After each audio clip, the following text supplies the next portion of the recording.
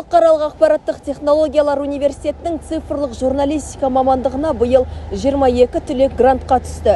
Елдегі ең үздік жоғары оқу орнына түсу үшін 70-тен аса талапкер бақ сынап, шығармашылық жұмыстарын көрсеткен еді. Солардың арасында Республикалық ұлан газетінің жас тілшілері де бар.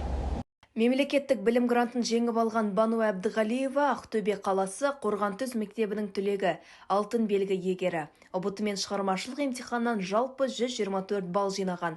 2019 жылдан бері ұлан газетіне мақала жазып, бір шама сұхбаттың авторы атанып та үлгерді. Іс-шараларға белсенді қатысып жүр.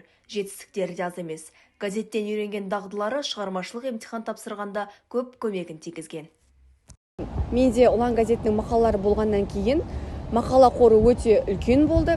Және де мен эссе жазғанда да қалай жазу керек, қандай қателер жібермеу керек деген сияқты түрлі нюанстарды біліп отырдым.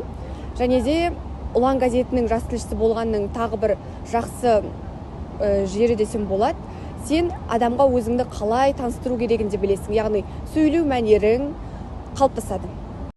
Бануға дәл қазір оқып жатқан пәндерінің ішінде конвергентті журналистика, пиар негіздері ұнауда.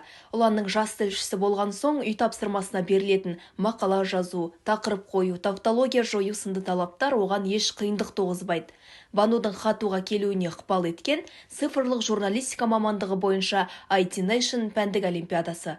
Бұл байқаудан ол 3-ші орынды иеленген. Жалпы хатудағы журналистика Қазақстандағы ең бір керемет журналистика деп айтсам болады. Себебі мұндағы ұстаздардың өзі білікті мамандар. Жаңа технология, жаңа жүйе және де студенттердің сауаттылығының өзі барлығын білдіріп тұрады.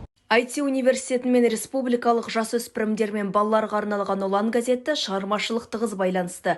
Өткен жылы танымал басылыммен бірлесе отырып, бірнеше республикалық байқау өткізілді.